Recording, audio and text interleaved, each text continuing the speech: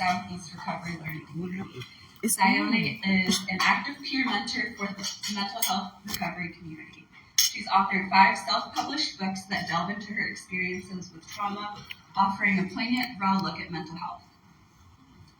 She also has been recognized with prestigious honors, including the Howard Trotman Award and an honorary doctorate.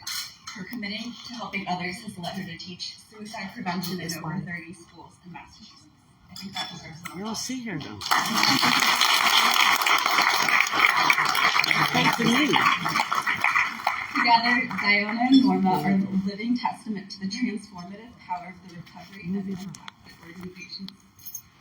Hold it like that and just hold it. They show us that depression is not a dead-end road. It's so hard to read. We have tears. But a detour sign that, if navigated correctly, can lead to an enriching journey of self-discovery and community service. Thank you for giving us the honor of introducing Norma and Ziona, 2 extraordinary women, as you'll see, who have turned their challenges into a mission to help others. We're privileged to learn from them and their wisdom and experience today.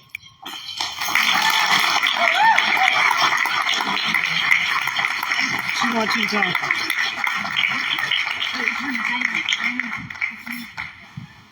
Thank you very much. Hello, ladies and Thank gentlemen. you. I'm Reverend Dr. Norma E.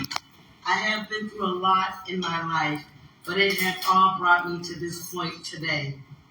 I would like to share a bit of my story with you so you can understand what connects me to Families for Depression Awareness Mission.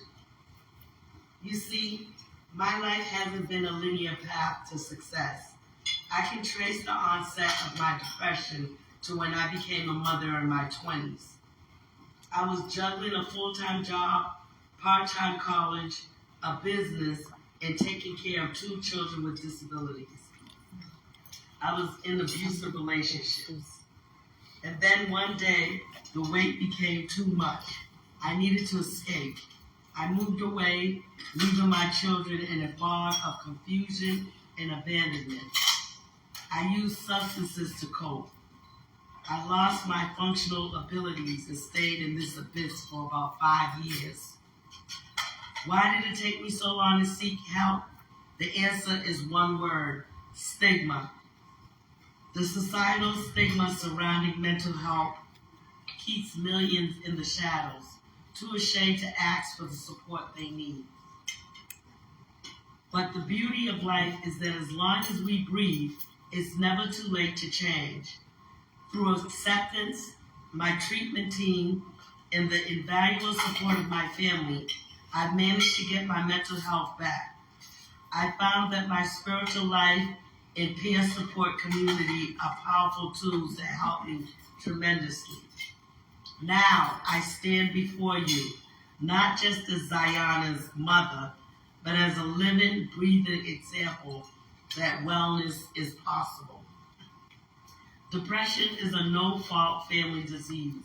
I did not choose it, but I do own my recovery.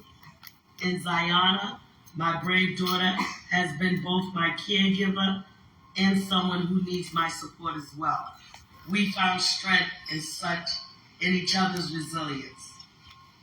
The organization we are all here to support tonight, Families for Depression Awareness, has been instrumental in offering hope to families like mine.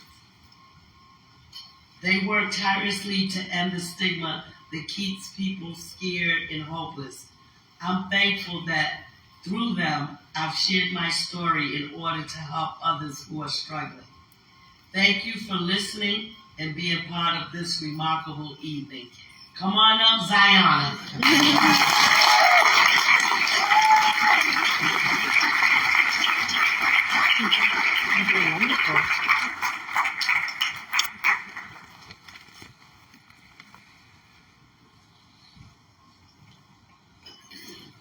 Good evening, everyone. My name is Ziona, and as you heard, I wear many hats. I am the CEO of Amon International Organization, Outreach Coordinator, and Peer Recovery Mentor. But today I am here as someone who understands firsthand the devastating toll that depression can take on families.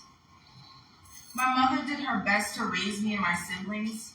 On the outside, she seemed to be happy and healthy, dressing up to go to parties and other events. I still remember the smell of her perfumes, and she would wear them all the time. I also remember that she would come home inebriated and enraged, picking fights with anyone who irritated her. There was an underlying problem with her mental health that she couldn't express or understand.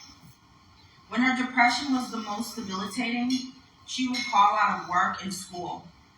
This showed up in my reality as abuse, neglect, and abandonment. As my mother changed for the worse, I began to change too. I couldn't sleep, would skip school, and had no interest in playing outside with the neighborhood kids. My family called me lazy for not having motivation to clean my room. I began to fear the world around me and used self-harm to cope. Eventually, I ended up in a mental health institution. I learned more about my diagnosis and different forms of treatment. Being away from people I knew gave me the space to make friends with kids who understood the things I was feeling. As I was in treatment, my mother was as well. We began family therapy in our long journey towards wellness together. The people at Families for Depression Awareness believe in storytelling and practical education for caregivers so they know how best to show up in their loved ones' lives. Families for Depression Awareness gave me and my mom a platform to share how depression affects us and how we combat it every day as a family. Knowing that we have impacted the lives of other people is a powerful feeling. I want to leave you with one message tonight. Depression can make us feel dark, but there is light at the end of the tunnel. Thank you, and please support this important cause.